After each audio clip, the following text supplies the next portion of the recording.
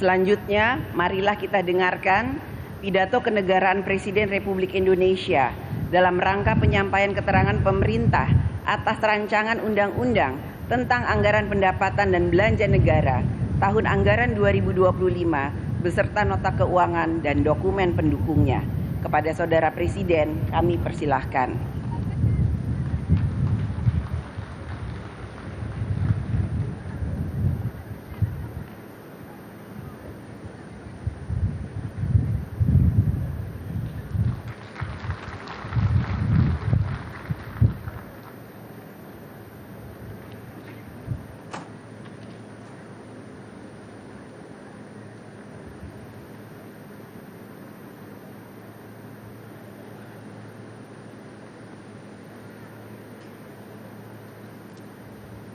Bismillahirrahmanirrahim. Assalamualaikum warahmatullahi wabarakatuh.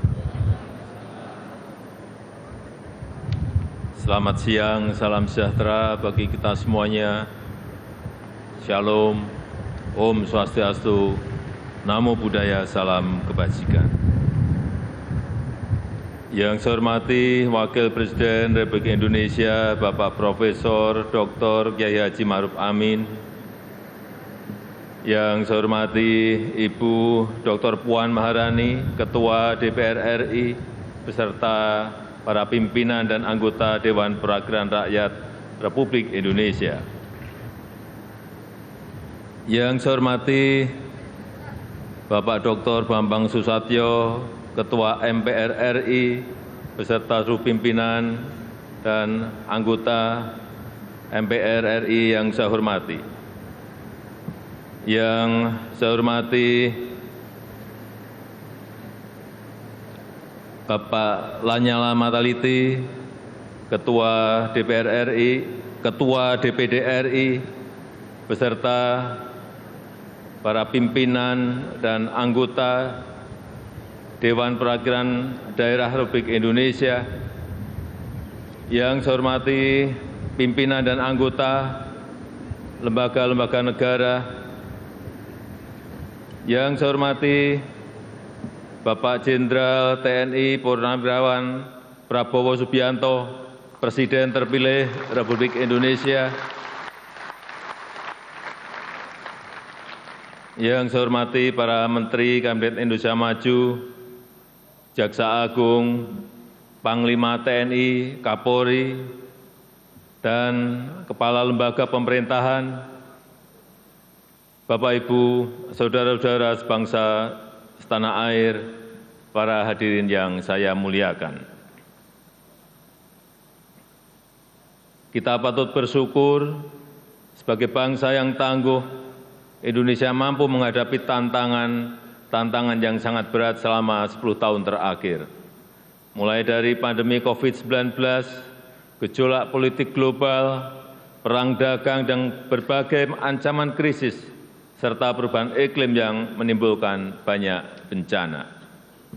Alhamdulillah, walau diterpa banyak tantangan dan ketidakpastian, kondisi politik dan ekonomi kita tetap stabil, bahkan mampu tumbuh secara berkelanjutan.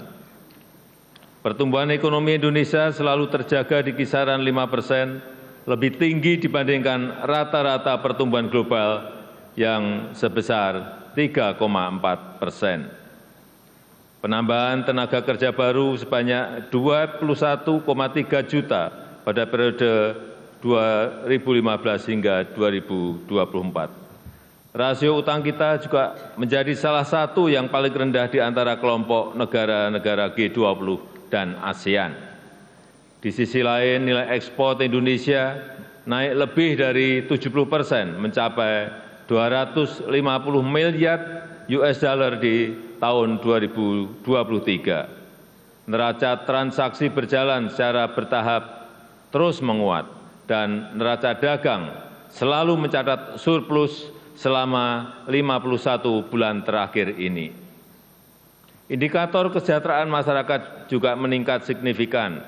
Tingkat pengangguran turun menjadi 4,8% di tahun 2024. Tingkat kemiskinan turun tajam menjadi 9,03% di tahun 2024. Angka kemiskinan ekstrim juga turun signifikan menjadi 0,83% di tahun 2024. Selain itu, kita juga telah merasakan kemajuan pembangunan infrastruktur yang Indonesia sentris, mulai dari jalan tol, jalan nasional, bendungan, irigasi, pelabuhan, bandara, pembangunan IKN, dan masih banyak yang lainnya.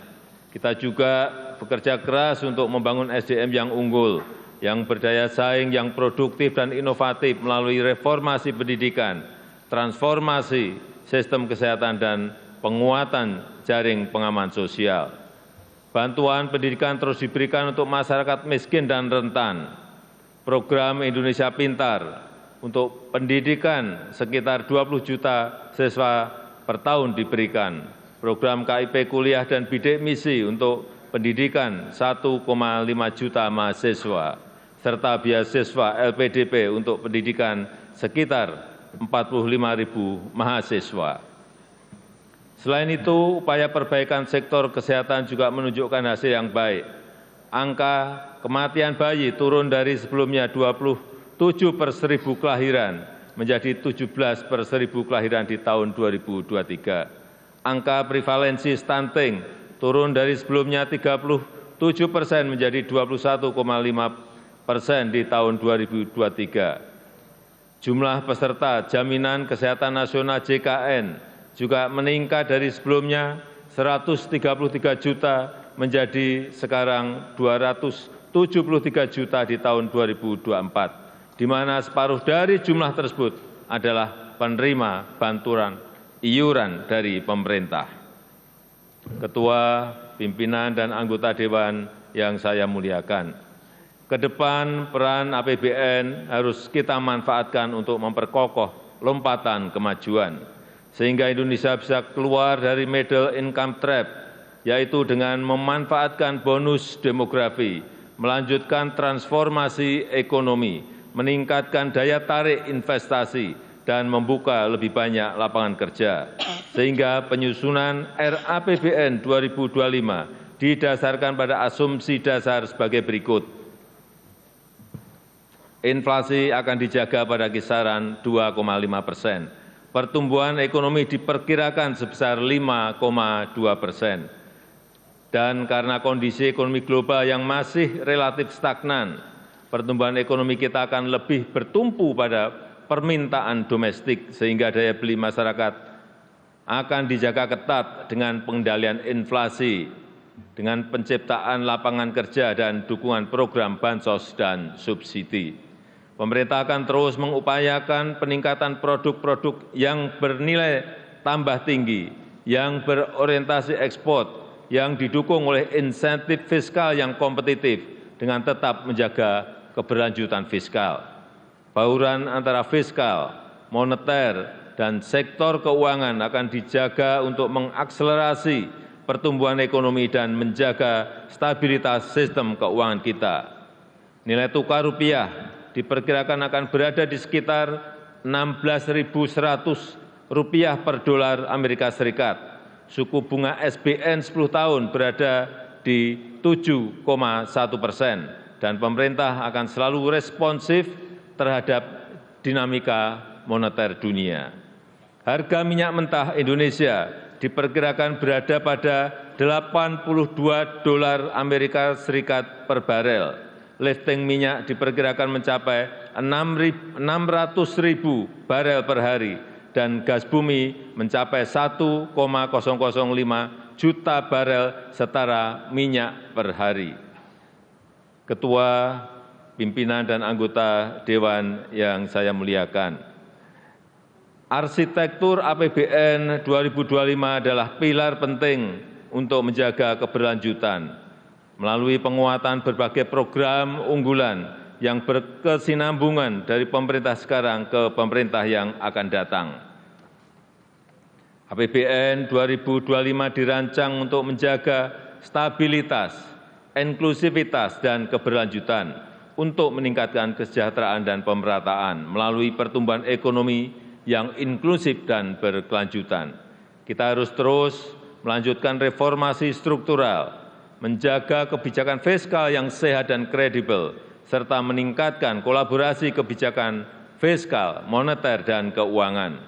Desain belanja dan pendapatan serta pembiayaan perlu dirancang fleksibel dengan menyediakan ruang fiskal untuk mengantisipasi ketidakpastian dan mendukung keberlanjutan pembangunan dalam transisi peralihan pemerintahan. Strategi kebijakan jangka pendek akan difokuskan untuk mengakselerasi pertumbuhan ekonomi, menguatkan kesejahteraan, dan pemerataan antar daerah. Makan bergizi gratis diarahkan untuk meningkatkan gizi anak, sekaligus memberdayakan UMKM dan meningkatkan ekonomi masyarakat kecil di daerah. Program makan bergizi gratis dilakukan secara bertahap, diselaraskan dengan kesiapan teknis dan kelembagaan, serta tata kelola yang akuntabel. Program percepatan renovasi sekolah untuk meningkatkan akses, kualitas, serta link and match pendidikan dengan dunia usaha, serta pembangunan sekolah unggulan dan ekosistem pendidikan yang kondusif juga akan dikembangkan. Dan untuk mendorong produktivitas, menjaga pasokan dan keterjangkauan harga pangan, diperlukan penguatan lumbung pangan dan jaringan irigasi. Serta untuk meningkatkan ekonomi masyarakat diperlukan peningkatan pembiayaan rumah murah untuk rakyat dan peningkatan permodalan bagi UMKM. Sedangkan untuk strategi jangka menengah diarahkan untuk mengakselerasi transformasi ekonomi menuju pertumbuhan ekonomi yang inklusif dan berkelanjutan yang dilakukan melalui pertama, mewujudkan SDM unggul yang produktif, inovatif, dan berdaya saing melalui pendidikan bermutu, makan bergizi gratis, dan renovasi sekolah, serta kesehatan berkualitas dan perlindungan sosial. Yang kedua, penguatan hilirisasi dan transformasi hijau untuk meningkatkan aktivitas ekonomi bernilai tambah tinggi yang rendah emisi dan berorientasi ekspor. Yang ketiga, meningkatkan inklusivitas dan berkeadilan untuk mewujudkan kesejahteraan yang merata untuk seluruh lapisan masyarakat di seluruh wilayah tanah air Indonesia. Keempat, melanjutkan pembangunan infrastruktur sebagai pendukung transformasi ekonomi, khususnya pembangunan infrastruktur di bidang pendidikan, pangan, energi, dan konektivitas. Kelima, pemantapan implementasi reformasi birokrasi dan penyederhanaan regulasi. Keenam, peningkatan ekonomi kreatif dan kewirausahaan melalui pemberdayaan dan peningkatan akses permodalan bagi UMKM. Ketujuh, penguatan pertahanan dan keamanan serta kemandirian pangan dan energi. Yang kedelapan, penguatan nasionalisme, demokrasi, serta penghormatan dan penegakan hak asasi manusia. Ketua, pimpinan, dan anggota Dewan yang saya hormati, RAPBN 2025 juga menekankan pada optimalisasi pendapatan, belanja yang berkualitas, dan pembiayaan yang inovatif. Rasio perpajakan akan terus dioptimalkan untuk memperkuat ruang fiskal dengan tetap menjaga iklim investasi, keberlanjutan dunia usaha, dan melindungi daya beli masyarakat. Belanja akan dijaga benar-benar efisien dan produktif agar selain mendukung program prioritas pemerintah, juga dapat menghasilkan multiplier effects yang kuat terhadap perekonomian. Inovasi pembiayaan yang fleksibel dengan kehati-hatian yang tinggi akan terus ditingkatkan melalui kerjasama pemerintah dan badan usaha, penguatan peran lembaga pengelola investasi, dan pendalaman pasar keuangan. Gambaran besar arsitektur RAPBN 2025 adalah sebagai berikut. Belanja negara direncanakan sebesar Rp3.613,1 triliun, yang terdiri dari belanja pemerintah pusat sebesar Rp2.693,2 triliun dan transfer ke daerah sebesar Rp919,9 triliun.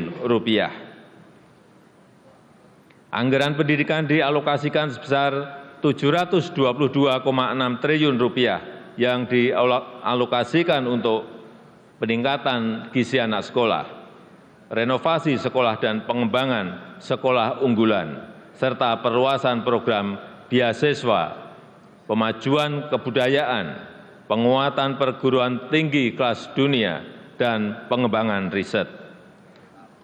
Anggaran perlindungan sosial dialokasikan sebesar Rp504,7 triliun untuk mengurangi beban masyarakat miskin dan rentan, serta mengakselerasi pengentasan kemiskinan yang dilakukan dengan tepat sasaran, efektif, dan efisien.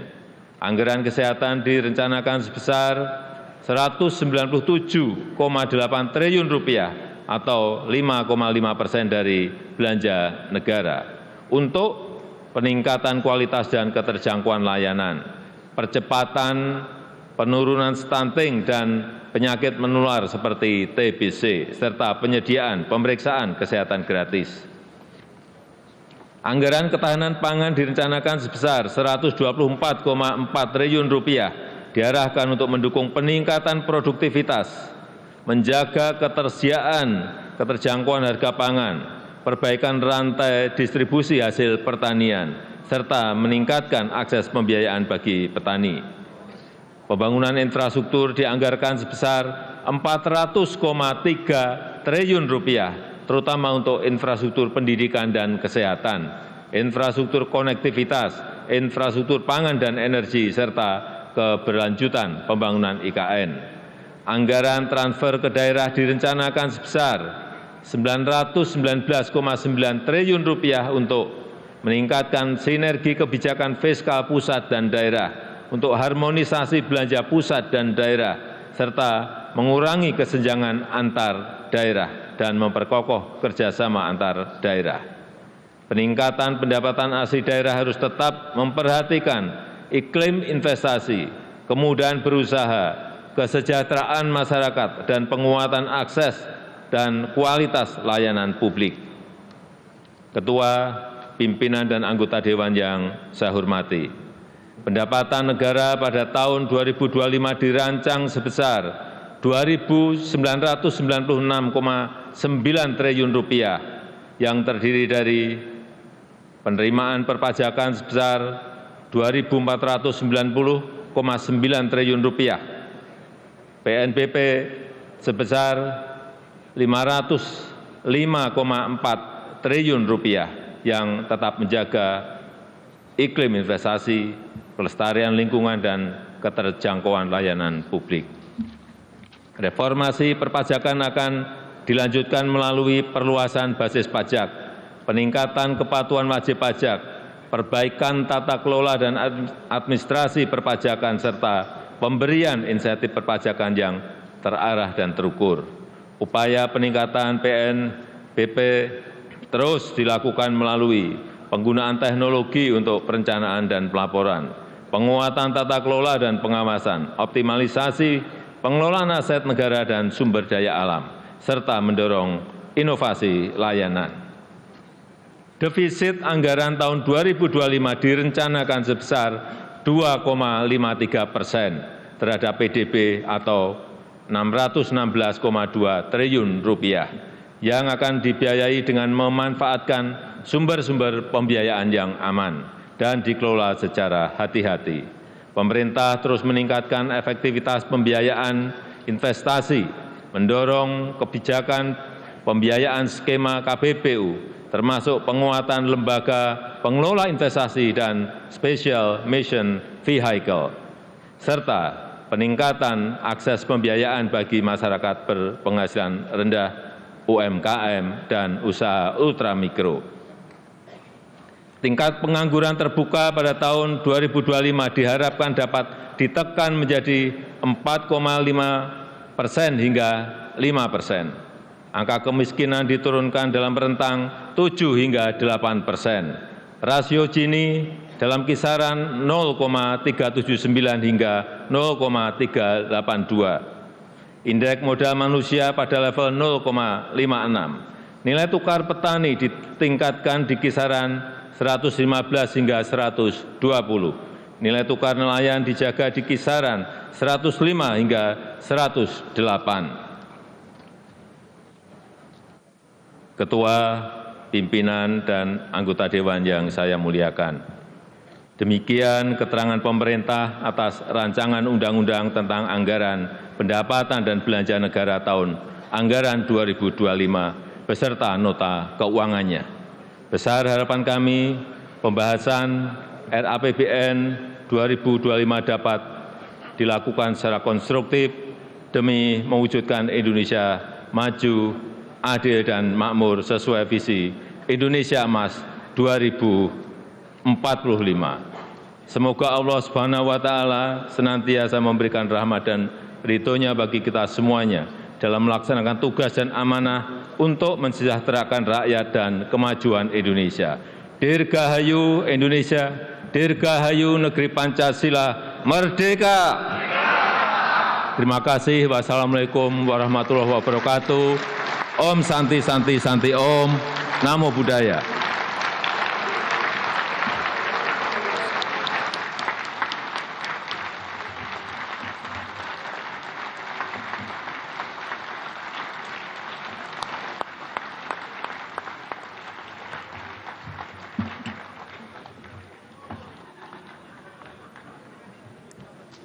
Persiapan penyampaian rancangan undang-undang tentang APBN tahun anggaran 2. Jelajahi cara baru mendapatkan informasi. Download Metro TV Extend sekarang.